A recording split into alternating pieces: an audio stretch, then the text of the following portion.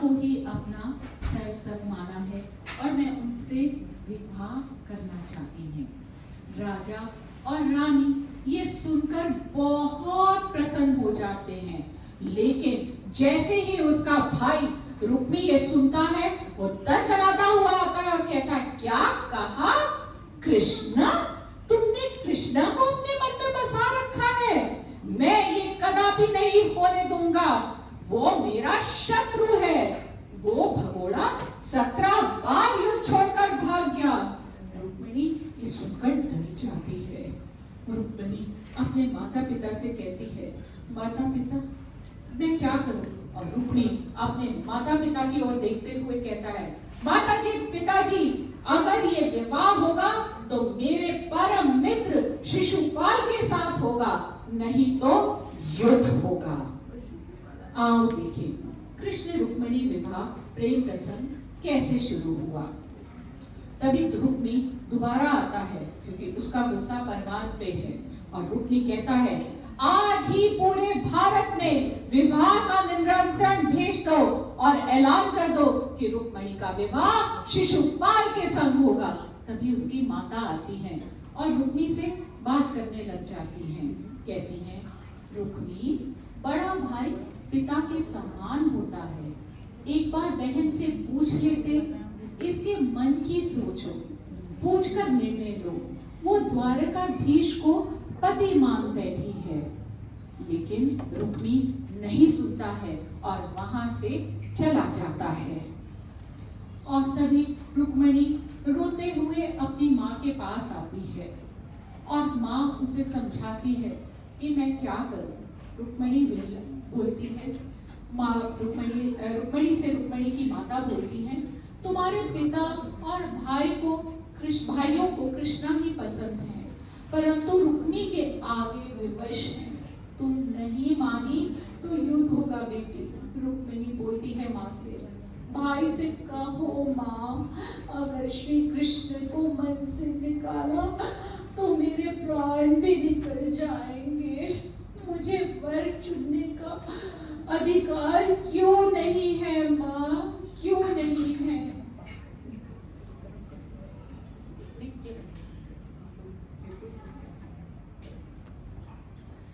क्यों नहीं है? अब माँ बेचारी मजबूरी में देखती है और रुक्मिणी माता के मंदिर जाती है और माता रानी से प्रार्थना करने लगती है। जिनको ये श्लोक आता है वो गाएं। कात्यायनी महामारी महायोगी नदीश्वरी नंद गोपासुतं देवी पतिं मे कुरुते नमः। अभी रुक्मिणी प्रार्थना कर ही रही होती है कि कुल गुरु जी श्रद्धानंद कुल गुरु वहां आ जाते हैं। रुक्मिणी अपनी थाली रखकर कुल गुरु को प्रणाम करती है और कुल गुरु उनसे कहते, अरे आयुष्मान भव बेटी, तुम्हारा विवाह तो शिशुपाल के साथ तय हुआ है ना। रुक्मिणी अधीर हो जाती है और उनसे कहती है, हे कुलगुरु आप मेरी मदद कीजिए, मेरी मदद कीजिए। क्या आप मेरा संदेश श्री कृष्ण को पास ले जाएंगे? कृपा मेरा ये पत्र श्याम के पास ले जाएं और उन्हें बताएं कि मैंने उन्हें अपना पति माना है और हमेशा स्वयं को उनकी धर्म पत्नी के रूप में देखा है। मैंने प्रेम किया है, माना विवाह नहीं हुआ, मैंने उन्हें पति माना है। मेरी रक्षा करो, आपको मेरे स्त्री धर्म की रक्षा करनी होगी। अगर आपने मेरा पत्र ना पहुंचाया तो मैं प्राण त्याग दूंगी, किंतु शिशुपाल से विवाह नहीं करूंगी, नहीं करूंगी, नहीं करूंगी। पत्र लेकर गुरु श्रद्धानंद जी द्वारका पहुंचते हैं और वहां श्री कृष्ण विराज रहे होते हैं और जब श्री कृष्ण आते हैं, बोलिए श्री कृष्ण कन्हैया लाल की जय। कृष्ण वहां से हसन ठीक है क्या? कृष्ण पूरे दर्शन देना। द्वारकाधीश श्री देता है कि राजगुरु श्रद्धानंद जी आए हैं, तो वो बड़े प्रसन्न होते हैं। राजगुरु जी पधारते हैं और श्री कृष्ण उनको बड़े प्रेम से नमन करते हैं। राजगुरु सारी कथा बताते हैं कि किस तरह रुक्मिणी उनके योग में विहार कर रही है और उनका पत्र देने लगते हैं, लेकिन श्री कृष्ण मर्यादा रखते हैं और वो राजगुरु से ही कहते हैं, कृपा करके आप ही पढ़ दीजिए कि पत्र में क्या लिखा है। पत्र बड़ा 7 शब्दों के बड़ा सुंदर लव लेटर है। पहला श्लोक मैं आपको सुना देती हूँ। श्रुत्वा गुणान् भुव सुंदर क्षणवताम ते निर्विषया कर्ण विवरे हरितो अगतापम रूपम दृशां दृशीमतां खिलार्थं लाभं त्वयि अच्युता विशति चित्तं व्रतं पं मे। हे कृष्ण, श्री रुक्मिणी ने कहा, ब्राह्मण द्वारा पत्र पढ़े जा रहे अपने पत्र में कहा, हे संसारों के सौंदर्य, आपके गुणों के विषय में सुनकर वे सुनने वालों के कानों में प्रवेश करके उनके शारीरिक पाप को दूर कर देते। वही बात जो गोपियां कह रही हैं कि शारीरिक तब खत्म हो जाता है। आपके सौंदर्य के बारे में सुनकर वो देखने वालों की सारी दृष्टि संबंधी इच्छाओं को पूरी करता है।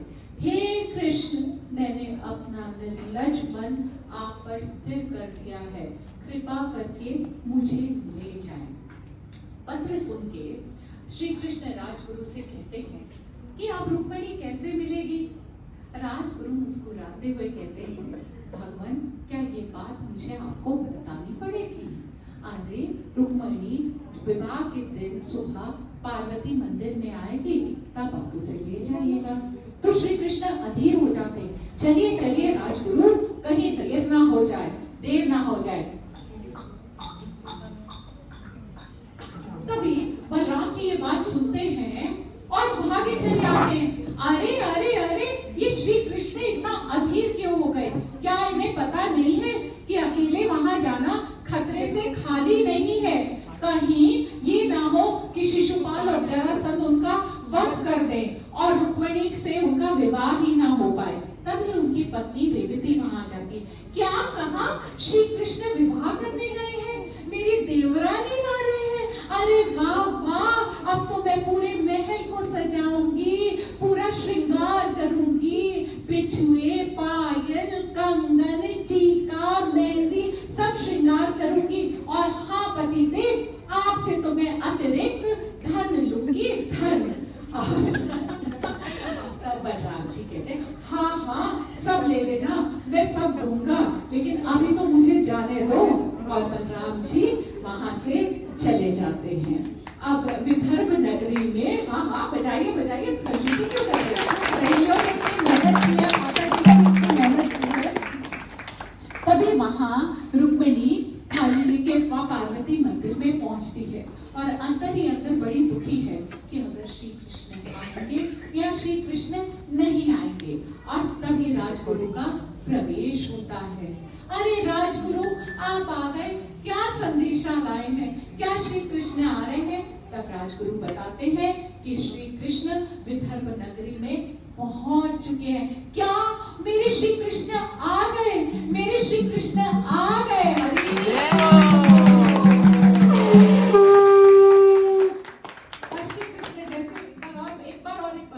और जैसे श्री कृष्ण की आदत है, पंगा लिए बिना मानते नहीं है और एक जोर से वो बिगुल बजा करते हैं। बिल्कुल परेशान हो जाती है, कहीं मेरे भाई ना आ जाए। ये आपने क्या किया श्री कृष्ण? चलिए चलिए यहाँ से चलते हैं। लेकिन जैसे ही बिगुल की आवाज सुनते हैं, शिशुपाल और रुक्मी वहां पहुंच जाते हैं। अरे ओ भगोड़े, मेरी बहन को ले जाएगा। अगर विवाह होगा तो मेरे मित्र शिशुपाल के साथ ही होगा, नहीं तो आजा मैदान में। और कृष्ण, बलराम और शिशुपाल और रुक्मी का घोर युद्ध होता है। धिशु धिशु धिशु धिशु धिशु। शिशुपाल को मारना अभी कृष्ण ने कहा था नहीं मारेंगे तो छोड़ देते हैं, उसका वध बलराम से हो जाता है।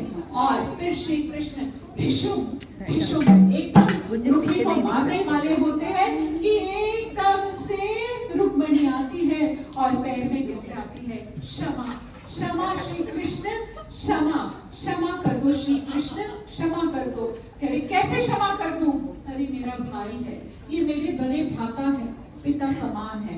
कहते हैं ठीक है, और रुक्मिणी की चुंडी बांध के उनको एक तरफ कर देते हैं और कहते हैं रुक्मिणी से कि चलो अब हमें देर नहीं करनी चाहिए। और रुक्मिणी का हरण करते हुए वो एकदम चले जाते हैं और द्वारका की नगरी में पहुंचते हैं। श्री कृष्ण गोविंद हरे मुरारी, हे नाथ नारायण वासुदेवा। श्री कृष्ण गोविंद हरे मुरारी, हे नाथ नारायण